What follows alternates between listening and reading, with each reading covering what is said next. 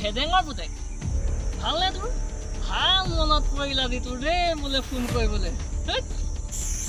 বেনৰ মোৰটো কোন ভেদেঙৰ পুতেক পালি মোক মই জমপুৰীৰ পৰা কৈ আছো কি জমপুৰীৰ পৰা অ' প্ৰভু সৌ পানী চুব এতিয়া তোৰ নিচিনা কেটেঙাটো নি মই মোৰ জমপুৰীখন কলংকিত নকৰোঁ চচলাখন পিন্ধি লওঁ আপুনি মোৰ নম্বৰটো ক'ত পালে মূৰ্খ নম্বৰ ক'ত পালি সুধিব লাগিছে তই চেনি খাই খাই যিকেইজনীক ব্ৰেকআপ দিলি সিহঁতে চুইচাইড কৰাৰ পিছত এই মোৰ ওচৰতে আছে তেহেঁতৰ পৰাই তোৰ নম্বৰটো মূৰ্খ অ'কে প্ৰভু মই এতিয়া ফোন ৰাখোঁ মূৰ্খ ক'ত পলাইছ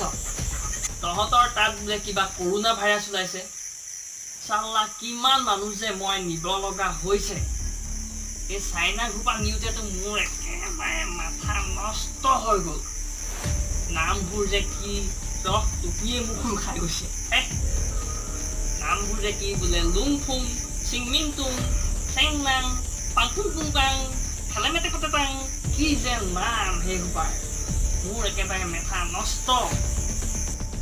মানে কাৰোবাক সুধিবলৈও এড্ৰেছটো নামটোৱেই পাহৰি যাওঁ আমাৰ এই এটা চিত্ৰগুপ্ত জহনী মৰাটো এইটোৱে কৰোণা লগাই দিলে এতিয়া কোৱাৰেণ্টাইনত আছে প্ৰভু হয় এতিয়া ফোন ৰাখোঁনে ৰহ মই তোক আচল কথাটো কোৱাই নাই কওক প্ৰভু কওক কি ক'ব লগা আছে কওকচোন প্ৰভু এই হেবাংমুৱা গাঁৱৰ ভকচেলৰ পুতেকক তই চিনি পাৱনে দীপিকাই বোলাটোক তাক নিব লাগে মই কি তাক মাফ কৰক প্ৰভু তাক মাফ কৰক সি মোক টকা 100 দিবলৈ আছে 100 টকা কিয় দিছিলি এই হেৰিৰ কাৰণে দিছিলোঁ আকৌ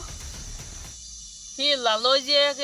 চেনিমাইক পতাই দিম বুলি কৈছিলে মোক তাৰ কাৰণে সি মোৰ পৰা টকা 100 লৈছিলে তাক নিনিব প্ৰভু এতিয়া মাফ কৰক দুদিনমান মাফ কৰক তাক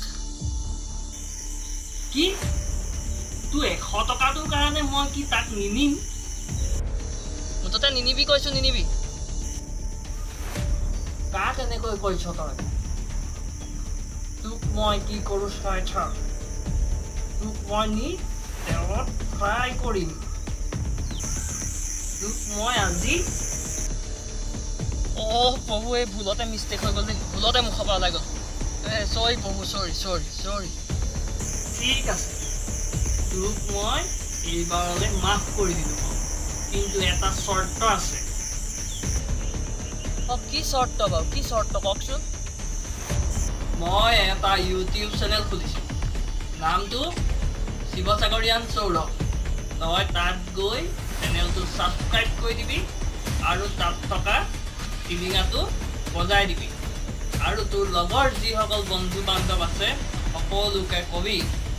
যে এই চেনেলটো ছাবস্ক্ৰাইব কৰিবলৈ নহ'লে গম পাইছই নহয় কি হ'ব অহ বাচিলোঁ দেই তেন নোৱাৰি আৰু মাথা আছে ঘূৰাই গৈছে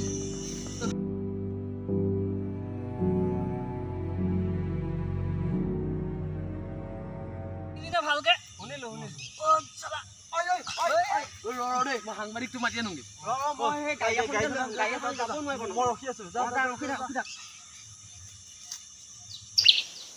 উঠিব পাৰিবি নে মই নিজে যাম কি যে ফোনবোৰ বৰ ভয় খালোঁ বুজিছনে